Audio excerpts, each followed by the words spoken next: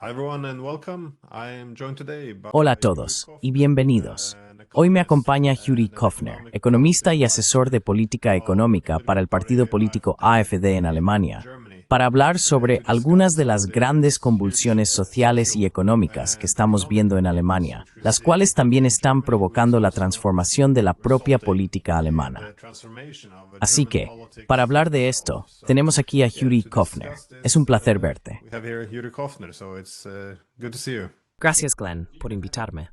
Um, there's been some big news Últimamente, ha habido noticias in Germany importantes en relating Alemania to sobre these estos political cambios changes. políticos. First, Primero, only a hace few solo days unos ago, días, we learned supimos that que Alternativa para Alemania, o Alternative for Germany, AfD, or encabezó las AfD, encuestas en Alemania, number one in convirtiéndose Germany, en el making it partido the político largest más political grande. party.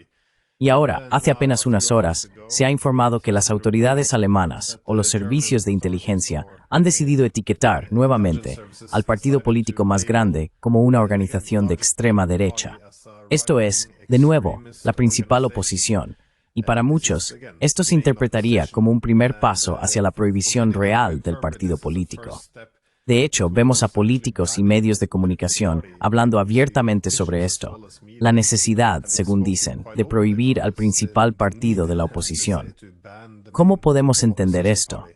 ¿O cómo puedes How can explicar lo que está how can we ocurriendo en understand Alemania en this, este momento? or how can you explain what's happening in Germany at the moment? It's quite easy to explain because it's an obvious step by the Es bastante fácil de explicar, porque es un paso obvio por parte de la élite gobernante utilizar cualquier medio posible, como decís en inglés, lawfare, básicamente para deshacerse de la única verdadera oposición política en Alemania contra el statu quo actual. Así que están etiquetando a la AfD como supuestamente extremista, de extrema derecha. Es bastante curioso, en realidad, porque es algo predecible. Cada vez que la AfD lidera en las encuestas, por ejemplo a nivel estatal, entonces el Servicio de Seguridad Interior de ese estado etiqueta a la AfD como extremista en ese estado. Ahora, lo que es nuevo es que nos han etiquetado como extremistas de derecha a nivel federal. Y así, como ya has dicho, ahora en las encuestas somos el partido más fuerte, superando al partido CDU-CSU, el antiguo partido conservador. Así que el paso es bastante obvio. So the step is quite obvious, but everyone should need to know, especially abroad, that Pero todos deberían saber, especialmente en el extranjero, que el Servicio de Seguridad Interna o de Inteligencia alemán, el llamado Bundesverfassungsschutz, su tarea es salvaguardar la Constitución. Pues bien, no lo hace. No salvaguarda la Constitución, salvaguarda al gobierno. Porque Alemania es uno de los pocos estados donde este servicio está controlado directamente por el gobierno. Y además, el jefe del servicio es elegido por los grupos gubernamentales en el Bundestag, en el Parlamento. El jefe del servicio también informa directamente al Ministerio del Interior, dirigido por Nancy Faeser. Ella es del SPD, el Partido Socialdemócrata. Es una extremista de izquierdas bastante declarada, porque ha escrito artículos para periódicos de Antifa, que, por ejemplo, están catalogados como organización terrorista en Estados Unidos.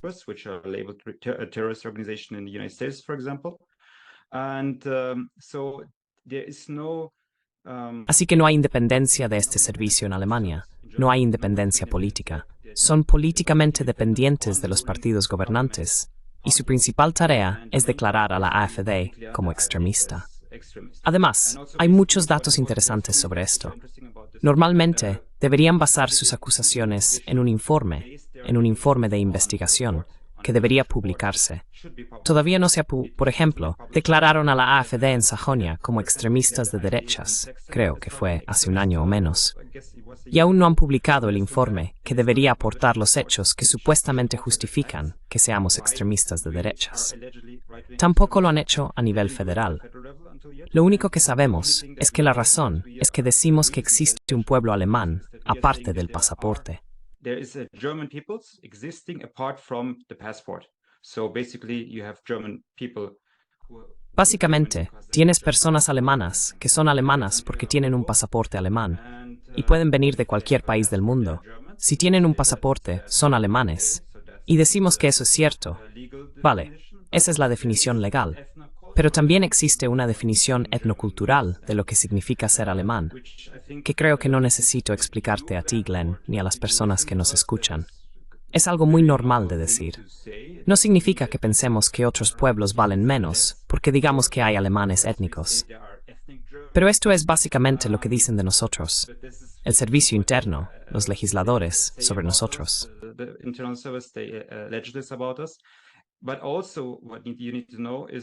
Pero también, lo que necesitas saber es que si dices que está mal decir que existen alemanes étnicos, entonces eso va en contra de la Constitución.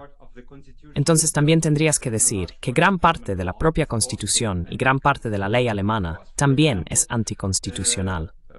Porque, por ejemplo, un párrafo de la Constitución, no lo voy a citar exactamente, creo que es el artículo 116a de la Grundgesetz. La Constitución alemana dice que existe una ciudadanía o pertenencia étnica alemana o pertenencia al pueblo alemán, aparte de simplemente tener un pasaporte. Esto es obviamente una referencia a cuando Alemania fue derrotada en la Segunda Guerra Mundial.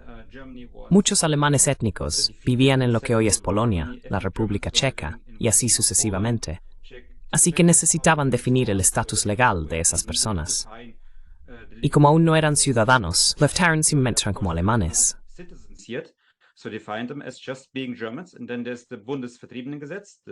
Y luego está la Bundesvertriebenengesetz, la ley alemana que concierne a aquellos alemanes étnicos que tuvieron que abandonar su tierra natal. Esta ley, que aún existe hoy en día, es la base para que muchos alemanes étnicos procedentes de Rusia soliciten la ciudadanía alemana.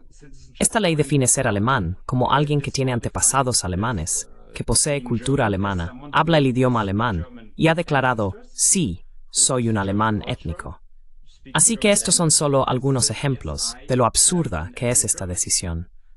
Y es obviamente solo una decisión política para deshacerse del único partido de oposición real. Porque nosotros somos, esto es quizá lo único que me gustaría añadir al menos, somos una oposición al sistema. Porque queremos que muchas cosas sean radicalmente diferentes. Por ejemplo, también en política exterior.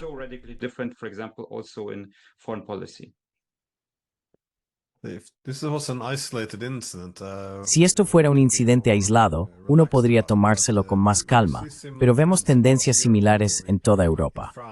En Francia, el lawfare, como has dicho, contra Le Pen, de nuevo, la principal oposición, impidiéndole presentarse. En Rumanía, vimos a alguien ganar las elecciones presidenciales, luego que los tribunales anularan el resultado, y ahora esa persona tiene prohibido presentarse. Esta es la ganadora de las elecciones. Hubo una represión similar, creo, en Moldavia, aparentemente con el pleno apoyo de la Unión Europea.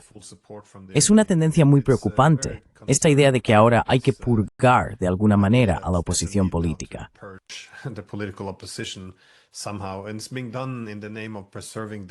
Y también se está haciendo en nombre de la preservación de la democracia, lo que lo hace todo bastante absurdo. Pero quiero preguntarte sobre el cambio socioeconómico. Bueno, supongo que la sacudida que está ocurriendo en Alemania, porque creo que es más fácil empezar por la economía, ya que eres asesor económico y economista. ¿Cuáles son los principales acontecimientos en Alemania en estos días? De nuevo, para quienes están fuera de Europa, vale la pena señalar que Alemania ha sido considerada el motor económico de la Unión Europea, realmente impulsando el continente adelante. ¿Qué está ocurriendo con la economía?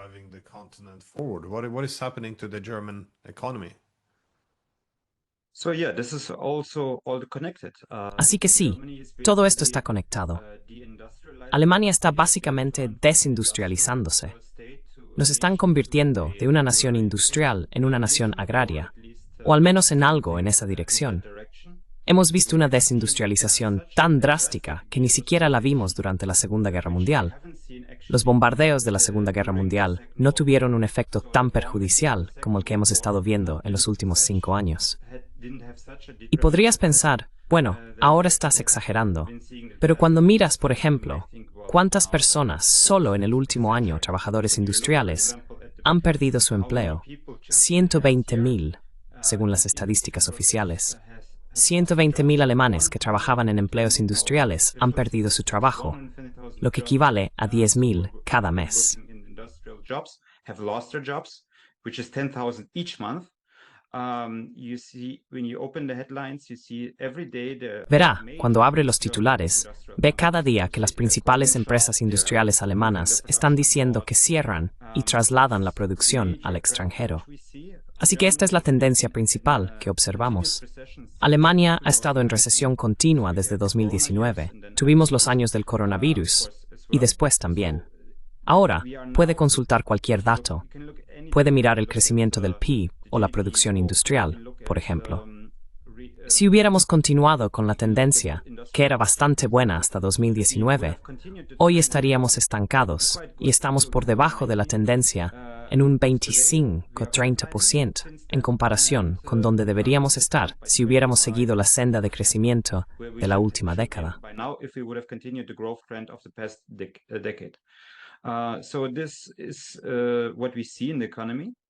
Así que esto es lo que vemos en la economía.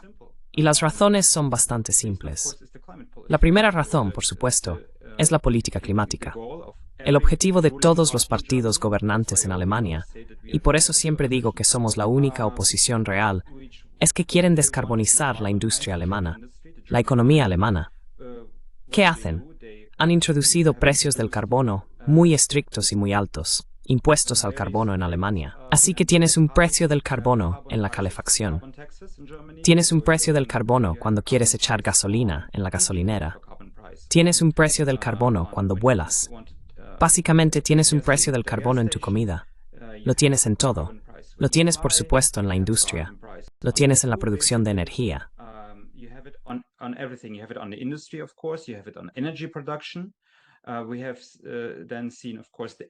Hemos visto entonces, por supuesto, la llamada transición energética, que significa los planes para descarbonizar la producción de energía. Esto implica que Alemania, hace solo unos años, tenía las centrales nucleares más modernas, o una de las más modernas del mundo, las centrales más seguras del mundo.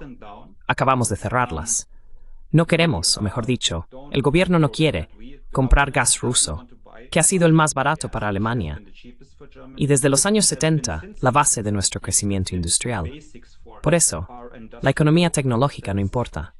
Aún así, la energía es uno de los factores más importantes para el crecimiento económico. Y el gas ruso barato fue uno de los principales factores de nuestro crecimiento. Ya no queremos este gas ruso.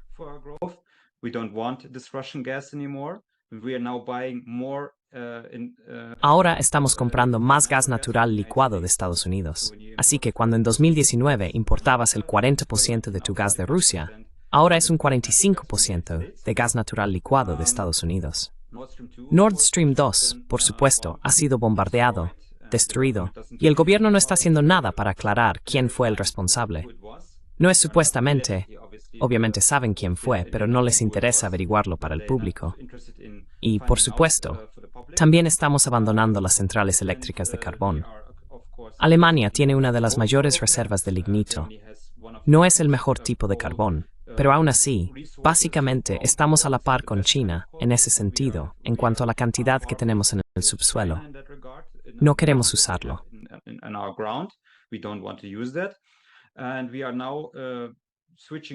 Y ahora, estamos cambiando a energías eólica y solar, que son volátiles, y los efectos de eso los habéis visto en España recientemente, con todo el país, Portugal y partes de Francia, sufriendo apagones, porque la red no puede soportar tal volatilidad.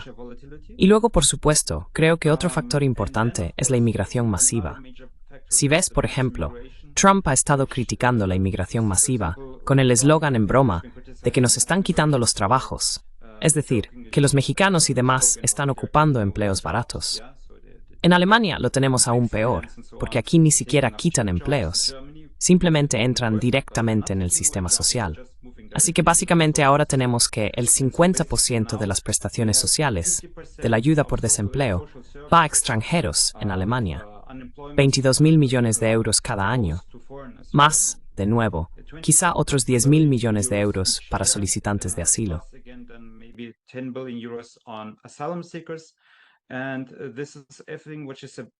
Y todo esto supone una carga enorme para nuestro estado del bienestar.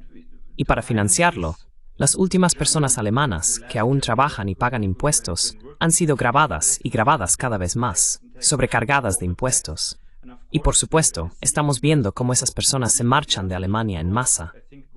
Creo que desde que Angela Merkel, la ex canciller, asumió el cargo en 2005, más de 1 millón de alemanes, altamente cualificados y en la mejor edad laboral, han abandonado Alemania en términos netos. Es decir, neto significa que se han ido, incluyendo a los que han regresado. 1 millón se han marchado para siempre. Así que estamos sufriendo una gran escasez de trabajadores cualificados. Todo esto, y quizá un último punto también, la mano de obra cualificada, tenemos problemas con eso. Tenemos problemas con la energía. Tenemos problemas con los altos impuestos y con lo que yo llamo monstruos de la burocracia.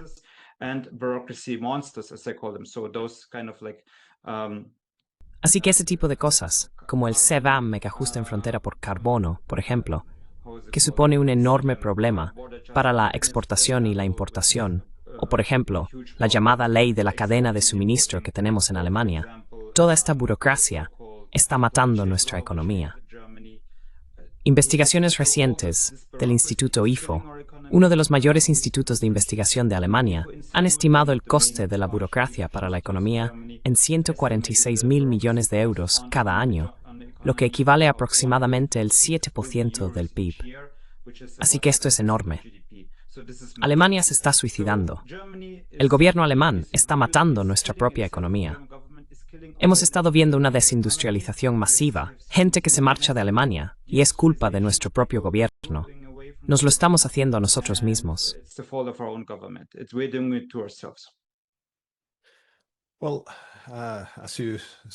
Bueno, como has sugerido, la energía es realmente el motor vital de las industrias, y Alemania era una potencia industrial. Así que muchas de las industrias eran bastante intensivas en consumo energético, además de ser industrias pesadas. Ahora, supongo que por esta razón, la economía alemana siempre ha sido en cierto modo complementaria con la rusa, de forma similar a como ahora las economías rusa y china son complementarias. Pero cualquiera que estudie geopolítica sabe que esto siempre fue una preocupación clave para el Reino Unido, que se debía evitar que Alemania y Rusia se acercaran demasiado, porque eso formaría un nuevo bloque de poder.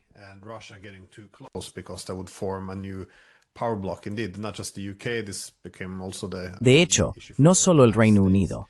Esto también se convirtió en un tema clave para Estados Unidos.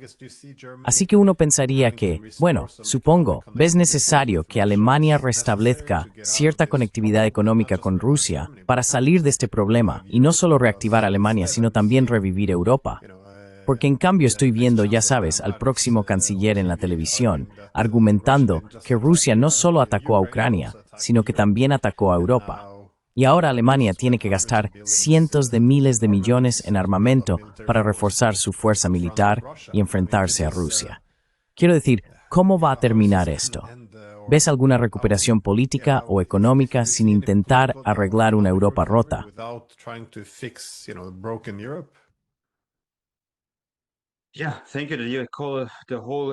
Sí, gracias. Usted llama a toda la zona desde Lisboa hasta Vladivostok una Europa completa. Es cierto, porque Rusia es, en cierto sentido también, parte de la cultura europea. Por supuesto, es más euroasiática que solo europea. Pero, gracias por decirlo. Bueno, por supuesto, creo que eso es, como usted ha dicho, uno de los principales objetivos de los enemigos de, digamos, los competidores de la independencia alemana o la fortaleza alemana y también la fortaleza rusa. Siempre han intentado socavar la posibilidad, impedir que ocurra, de una alianza entre Alemania y Rusia.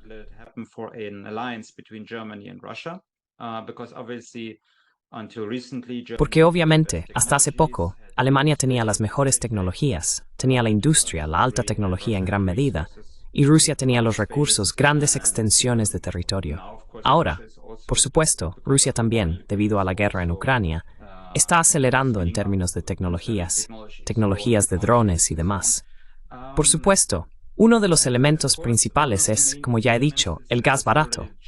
Hasta la década de 1970, la columna vertebral de la industria alemana era el carbón barato, carbón pardo, como mencioné, y el petróleo. Luego, cuando llegó la crisis del petróleo en los años 70, se firmaron los llamados contratos de gasoductos entre Alemania Occidental y la Unión Soviética. lo cual fue permitido por Estados Unidos en ese momento.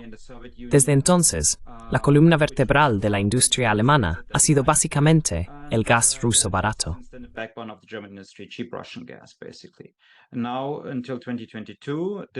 Ahora, hasta 2022, esto se ha interrumpido. Y afirmo claramente que esto no es culpa de Rusia, como se ha alegado, sino de los países occidentales y del gobierno alemán. Porque Rusia intentó muchas veces decir: podéis tener nuestro gas, pero tenéis que pagar en rublos. Y como hemos sido sancionados, tenéis que pagar en rublos. Y el gobierno alemán no quiso hacerlo. Así que, como he dicho, la lógica detrás de esto es obvia. Estados Unidos, Trump en su momento, y también Biden, creo que tienen muchas similitudes estratégicas en sus objetivos de política exterior. Y su objetivo es vender a Alemania sus propios combustibles fósiles. Así que el gas natural licuado se ha convertido ahora en uno de los principales productos de exportación a Europa y Alemania. Y Alemania no tiene recursos propios.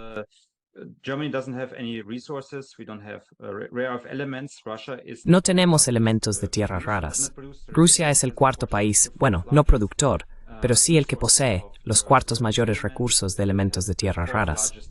También tiene, junto con Kazajistán, los cuartos mayores recursos de uranio.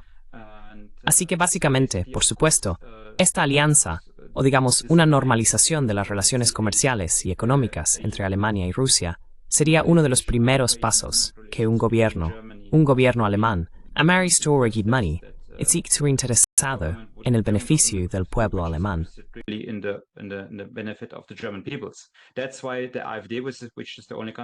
Por eso, la AfD, que es el único partido, o quizá uno de los dos partidos en Alemania, siendo el otro el de Sarah Wagenknecht, lo dice claramente: esta es nuestra política, nuestro objetivo de política exterior.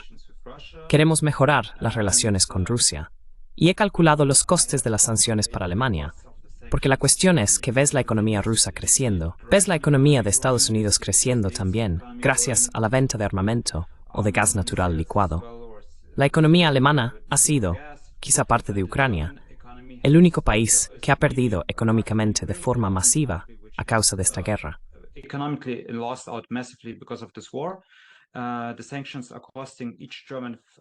Las sanciones están costando a cada hogar alemán, un hogar de 2 personas, unos 2.500 euros al año. Esto incluye transferencias financieras y fiscales a Ucrania, el embargo energético y también los costes, por ejemplo, de los refugiados ucranianos. Aproximadamente 1,1 millones de refugiados ucranianos han llegado a Alemania y reciben las mismas prestaciones sociales que los ciudadanos alemanes, lo cual también es algo sin precedentes en comparación con cualquier otro país europeo. Así que 2.500 euros por hogar ha sido el coste de esas sanciones. Por otro lado, si tuviéramos una normalización de las relaciones con Rusia, no tendríamos esos costes.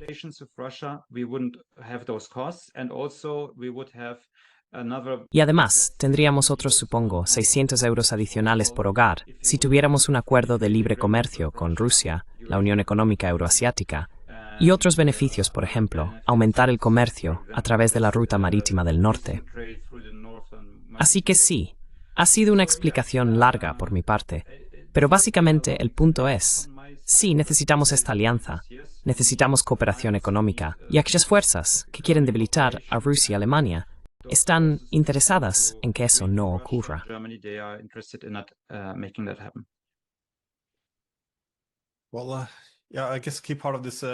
Bueno, sí, supongo que una parte clave de esta cooperación económica y también del comercio energético han sido, como sabemos, los gasoductos Nord Stream. Ahora, no es ningún secreto que Estados Unidos quiso detener estos gasoductos durante años, llegando incluso a imponer sanciones a empresas europeas que trabajaban en ellos. Y supongo que todos recuerdan a Joe Biden, junto a Olaf Scholz, amenazando con poner fin a Nord Stream si Rusia llegaba a invadir Ucrania. Por supuesto, cuando ocurrió, todos dijeron: bueno, deben de haber sido los rusos. Obviamente destruyeron su propio gasoducto porque está en el manual de jugadas ruso. No tenía que tener mucho sentido, Pero en ese momento esto se utilizó efectivamente para escalar aún más la guerra en Ucrania.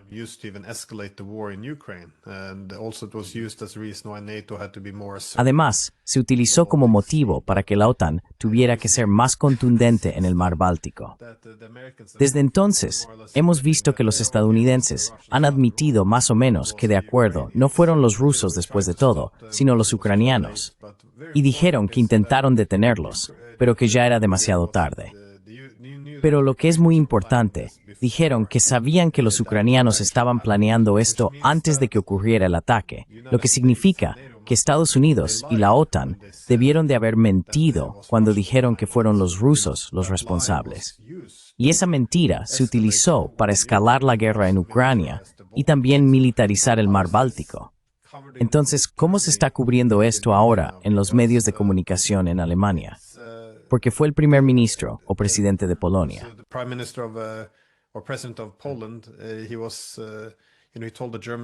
Le dijo a los alemanes que se callaran cuando, creo, fue un jefe de inteligencia quien quería averiguar qué ucranianos habían estado detrás de esto. Dijeron que los alemanes deberían disculparse por haber construido el gasoducto en primer lugar. ¿Cómo se trata esto en Alemania? Porque esto es realmente una parte clave en la destrucción de la economía alemana, ya que no nos quedan buenas narrativas. Quiero decir, o fueron los ucranianos o, en mi opinión, es más probable que fueran los estadounidenses. Creo que solo intentan culpar a los ucranianos aquí. Pero en cualquier caso, si no fueron los rusos, ya no queda una buena historia que vender al público. Entonces, ¿cómo se trata esto en los medios alemanes? ¿Y hay alguien que realmente quiera restaurarlo ahora? ¿O solo es la AfD?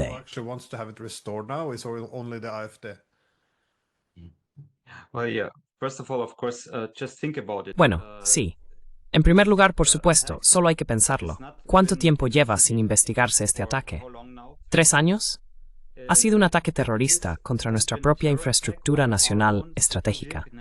Así que esto es similar, comparable a lo que ocurrió el 11S en Estados Unidos.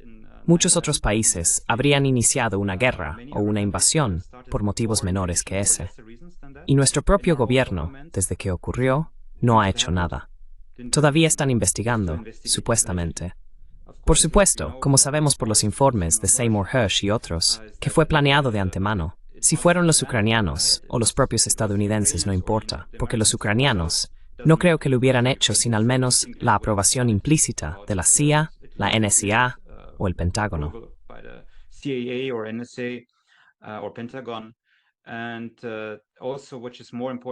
Y además, lo que es más importante, el gobierno alemán, Annalena Baerbock, Olaf Scholz y también Merz, lo sabían. Y eso significa que son traidores porque han permitido un ataque de una nación extranjera, da igual si fue Rusia, Ucrania, Estados Unidos o quien sea, contra nuestra propia infraestructura nacional. Esto, en realidad, es un motivo de guerra. Y también tenemos políticos de la CDU y la CSU, los llamados rinocerontes, los supuestos conservadores, que han dicho que sí, que aprueban esta acción. Así que están aprobando un ataque de una nación extranjera contra nuestra propia infraestructura nacional. Es una locura. Esto es solo para entenderlo. En segundo lugar, mencionaste los medios de comunicación.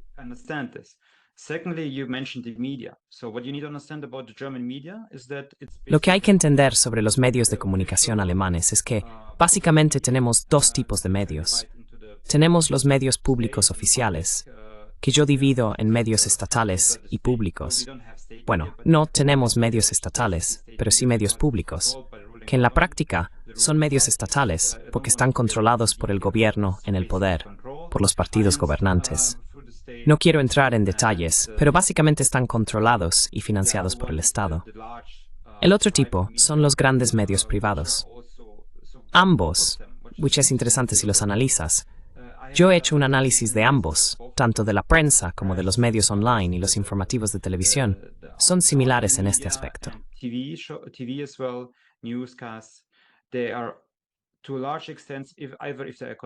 En gran medida, están controlados por nuestro propio gobierno o por organizaciones que tienen un claro sesgo transatlántico. No solo un sesgo, sino un interés evidente. Por ejemplo, ProSieben o Bertelsmann Stiftung. que es una de las mayores corporaciones y grupos mediáticos de Alemania, tienen entre sus propios objetivos, en la definición de sus metas políticas, que siempre apoyarán la unidad transatlántica. They always will support transatlantic unity. And they are of course not pro-Trump, they are pro-democrat. Y por supuesto, no son pro-Trump. Todos ellos son pro-partidos democráticos. Todos los principales jefes de los departamentos, es decir, las personas que deciden cómo enfocar los artículos de política nacional o internacional en todos los grandes periódicos, de una forma u otra, son miembros de think tanks transatlánticos, Aspen Institute, German Marshall Fund, Atlantic Brücke y así sucesivamente.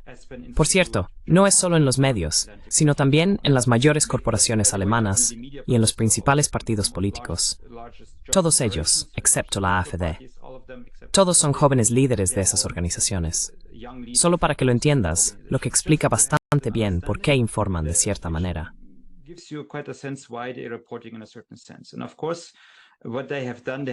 Y por supuesto, lo que han hecho es hablar de muchos aspectos diferentes de este ataque al Nord Stream 2.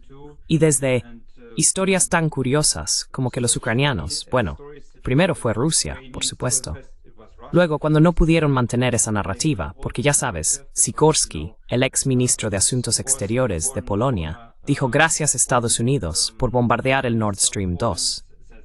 Y un ex agente de la CIA dijo que no fue Rusia, que fueron Ucrania, Estados Unidos, y así sucesivamente. Entonces no pudieron mantener esa narrativa. Luego dijeron, sí, fue Ucrania, pero fueron 3 personas que lo hicieron en un velero. Y si lo piensas, eso es bastante imposible. En ese momento había una flota de Estados Unidos en la zona, lo cual tiene sentido.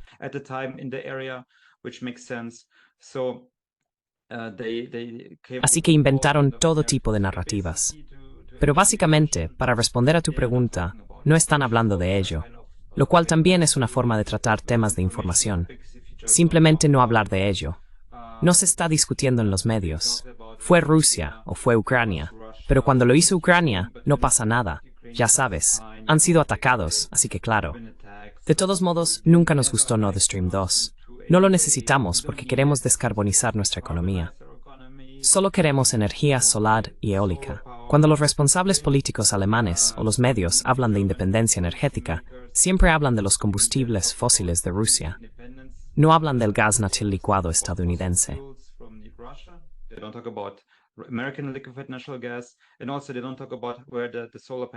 Y además, no hablan de dónde vienen los paneles solares, o los elementos de tierras raras para la energía solar, o las turbinas eólicas alemanas, que es China. Sí, el 95% de ellos. Tampoco hablan de eso.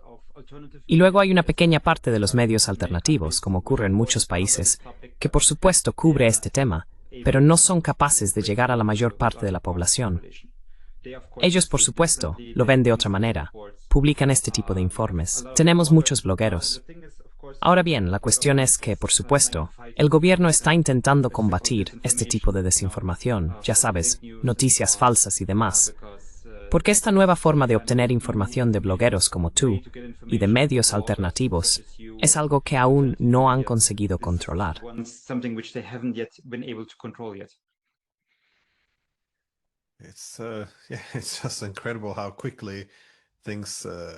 Es increíble lo rápido que todo se desmorona. Pero sobre Nord Stream, recientemente el secretario del Tesoro de Estados Unidos, Scott Bessent, estuvo hablando con Tucker Carlson. Y de manera casual, Tucker Carlson dice, bueno, en realidad fuimos nosotros quienes destruimos Nord Stream, ¿verdad? Y luego el secretario del Tesoro, Scott Bessent, responde, bueno, quizá fueron unos pescadores noruegos, ya sabes, de forma sarcástica, y se echan unas risas. Quiero decir, así que lo volamos. Alguien lo hizo. Alguien, probablemente Putin. Conozco unos pescadores noruegos. Es algo tan abiertamente reconocido. Todas las pruebas están ahí. Casi están señalando lo obvio. Por supuesto, destruimos el gasoducto alemán. Y resulta bastante impactante ver desde fuera cómo no hay ninguna reacción por parte de los alemanes.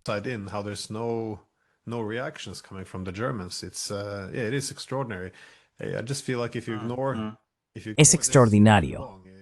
Siento que si ignoras esto durante demasiado tiempo, debe estar acumulándose cierta rabia, especialmente ahora que esto está llevando a la desindustrialización, o al menos contribuyendo a la desindustrialización de Alemania.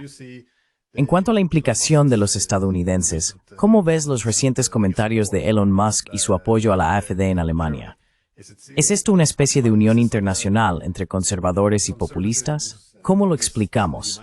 ¿Cómo ves este interés que están mostrando en Alemania?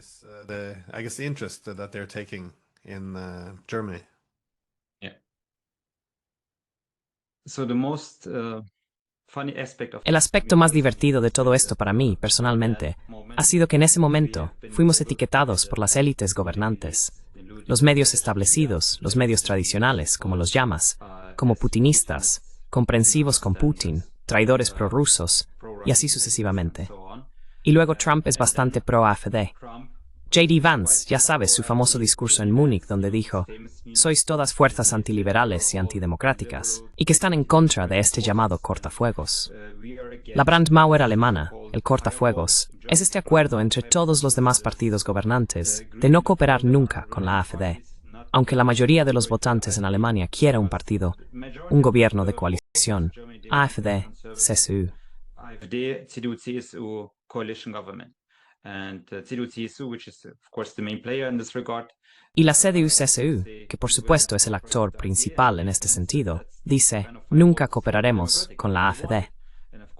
Y J.D. Vance dijo que este tipo de cortafuegos es antidemocrático, que la gente lo quiere. Y por supuesto, tiene razón. Y luego, por supuesto, está Elon Musk. Primero tuvo una entrevista en enero con Alice Weidel, la copresidenta de nuestro partido, y luego participó por videollamada en un gran meeting del partido de la AfD. Y cuando dijo aquella famosa frase, lo volvió a decir, creo, ya lo había dicho antes en el periódico, solo la AfD puede salvar a Alemania.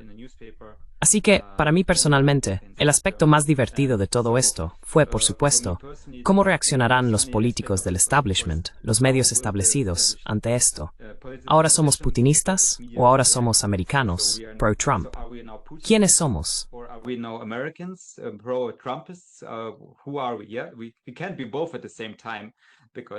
Sí, no podemos ser ambas cosas al mismo tiempo, porque ellos siempre se han llamado a sí mismos los verdaderos amigos de América y la fuerza política transatlántica en Alemania. Y ahora su aliado transatlántico, que siempre lo ha sido, o soberano, como yo diría, ahora está en su contra, y no pueden entenderlo.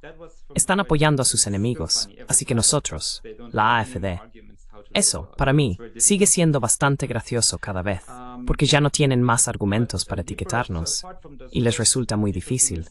Pero aparte de esas bromas, lo más profundo es que creo, solo por dar un paso atrás, básicamente creo que Trump y la élite republicana, digamos los nuevos republicanos, los populistas en Estados Unidos, en algunos aspectos, hay problemas.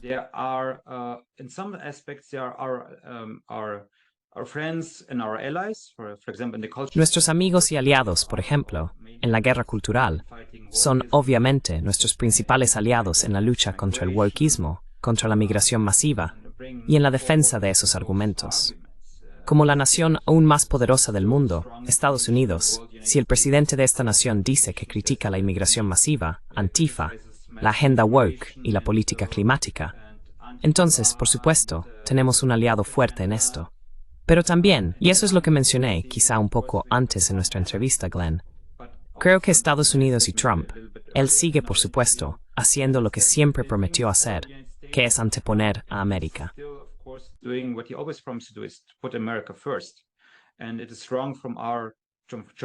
Y es incorrecto que nuestros patriotas alemanes, los miembros alemanes de AfD, digan que ahora él es nuestro salvador, que va a salvar la política alemana. No, no lo hará. Él seguirá defendiendo los intereses estadounidenses, y en cierto modo lo hace de manera diferente, pero en otros aspectos igual, promoviendo los intereses transatlánticos estadounidenses en Alemania. Intereses económicos. Así que si Alemania tiene que comprar gas licuado estadounidense en lugar de gas ruso, eso es perfecto para Trump, porque obviamente quiere apoyar esa parte de su economía.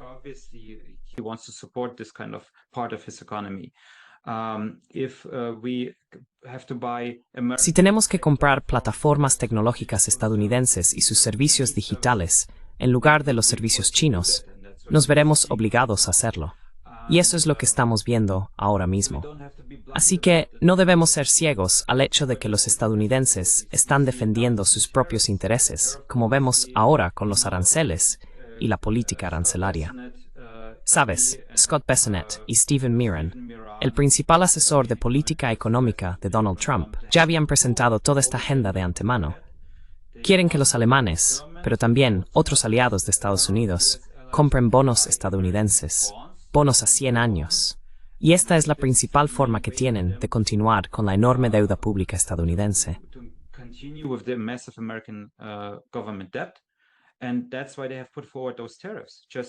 Y por eso han impuesto esos aranceles, simplemente como moneda de cambio, para que digamos, de acuerdo, llegamos a un acuerdo sobre la devaluación de la moneda, llegamos a un acuerdo sobre los aranceles, pero tenemos que comprar bonos del siglo americano para financiar su deuda. Así que la diferencia es que lo que vemos ahora por parte de la administración Biden u otras fuerzas demócratas transatlánticas o fuerzas globalistas en Estados Unidos es que están anteponiendo sus intereses nacionales de forma más abierta. Lo dicen así. No lo esconden detrás de un velo de valores, derechos humanos y demás. Dicen, sí, queremos proteger los intereses de los trabajadores del acero en Oklahoma. Ese es nuestro objetivo político. In Oklahoma. That is our policy goal. And if Germans have to buy Y si los alemanes tienen que comprar acero estadounidense o no vender su propio acero a Estados Unidos, entonces eso es lo que ocurrirá. Así que tenemos que ser abiertos y entender esto en ese sentido. De nuevo, son nuestros amigos y aliados en la guerra cultural, pero cuando se trata de cuestiones políticas de soberanía y prosperidad económica, los alemanes deben entender que tenemos que seguir nuestro propio camino. Este camino implica, en parte, una reforma de la Unión Europea. También implica, al menos parcialmente, la normalización y mejora de las relaciones comerciales y económicas con Rusia y China, por supuesto. Pero también reconocemos que Estados Unidos es un mercado importante para los exportadores alemanes y queremos unas relaciones buenas, normales y mutuamente beneficiosas con Estados Unidos. Sin embargo, la forma de lograrlo es el problema.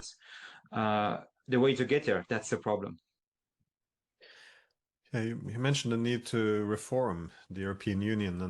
Mencionaste la necesidad de reformar la Unión Europea. Y eso me lleva perfectamente a mi última pregunta, porque los desafíos que están ocurriendo en Alemania no son, por supuesto, aislados ni exclusivos de Alemania. Ahora vemos problemas similares en toda Europa. Así que supongo que, ¿cuál crees que es el principal desafío para la Unión Europea en cuanto a lo que está sucediendo? Pero también, ¿qué tipo de reformas se pueden hacer para cambiar realmente parte de esto? Sí. Así que creo que lo más importante, lo más... So I think the most important, the largest deficit of Europe. El mayor déficit de la Unión Europea en su forma actual es su déficit democrático. Los pueblos de los Estados miembros no tienen voz directa en lo que se decide a nivel de los jefes de Estado y de la Comisión Europea. Por eso tenemos leyes como la ley de la cadena de suministro a nivel europeo, que ha sido aplazada. Pero, como decimos en alemán, aplazada no significa que haya sido abolida o que no se vaya a introducir. Simplemente se ha pospuesto un año. Tenemos el mecanismo de frontera por carbono, tenemos las sanciones a Rusia, tenemos la ley de servicios digitales, la ley de inteligencia artificial y así sucesivamente.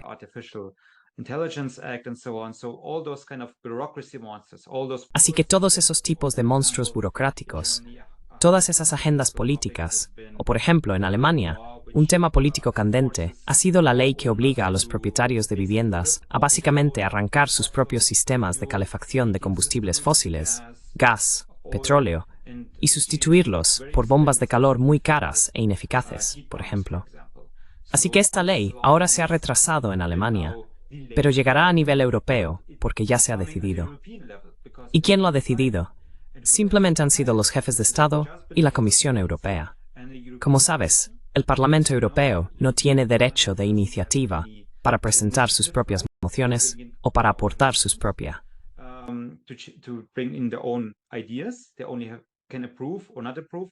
Solo pueden aprobar o no aprobar, pero básicamente nunca han dejado de aprobar, algo que haya venido de la Comisión Europea.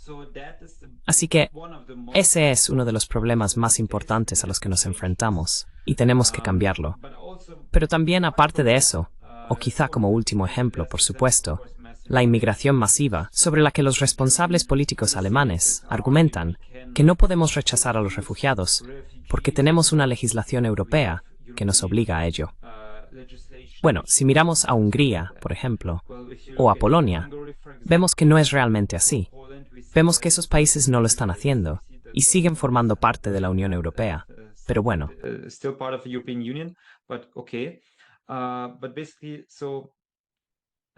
Pero básicamente, este es uno de los principales problemas. Hay un déficit democrático. La gente no puede participar en la toma de decisiones de la Unión Europea. Pero aparte de eso, por ejemplo, tenemos una fuerte división en la Unión Europea, que se está acentuando cada vez más, entre aquellos países que soportan la carga, los que financian el mercado y la economía europeos, que son obviamente Alemania, pero también los Países Bajos, Austria, Francia e Italia.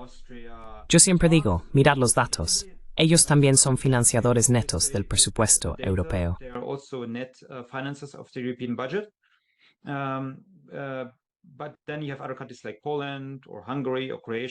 Pero luego tienes otros países como Polonia, Hungría o Croacia, que son receptores netos. Así que Alemania paga cada año unos 20.000 millones de euros en transferencias netas a la Unión Europea. Y básicamente, el gobierno alemán no tiene ninguna manera de cambiar lo que viene de la Unión Europea en forma de leyes y legislación, pero aún así tenemos que pagar para que el sistema exista en primer lugar.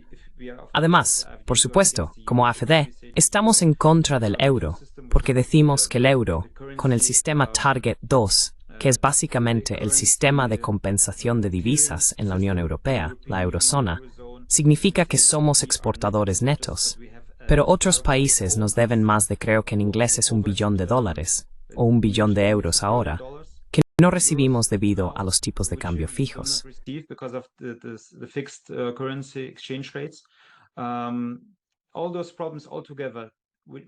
Todos esos problemas juntos hacen que sea extremadamente difícil para nuestros países, y especialmente para Alemania, crecer.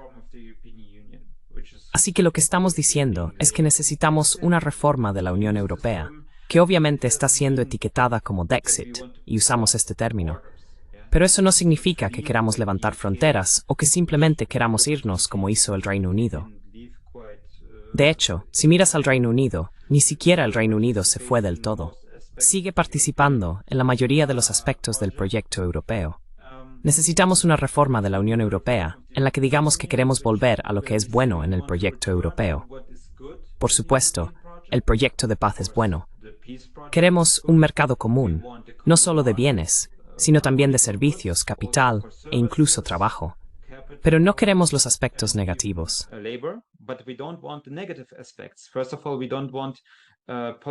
En primer lugar, no queremos que la toma de decisiones políticas se decida únicamente de manera centralizada, de arriba abajo, desde la Comisión Europea y los jefes de Estado. Eso necesita ser reformado. En segundo lugar, decimos que no queremos pagar esas transferencias para la política de cohesión. Podemos financiar proyectos conjuntos de investigación en la Unión Europea, o podemos financiar una patrulla fronteriza conjunta. Son cosas de las que podemos hablar, pero no queremos financiar la corrupción en Croacia, que es básicamente lo que está ocurriendo ahora. Y no queremos participar en sanciones si vemos que esas sanciones europeas perjudican a nuestra propia economía. Las sanciones contra Rusia o contra Siria, por ejemplo. Queremos decidir por nosotros mismos en las principales áreas políticas, aparte del mercado común. Eso funcionó más o menos bien en los años 80, y no hay razón para que no podamos volver a tenerlo. Eso es algo que queremos lograr en el futuro.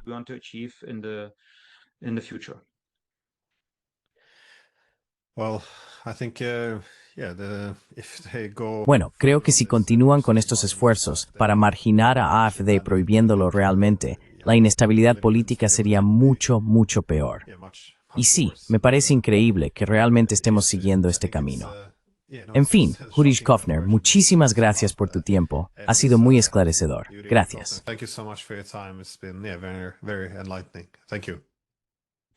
Muchas gracias por nuestra conversación.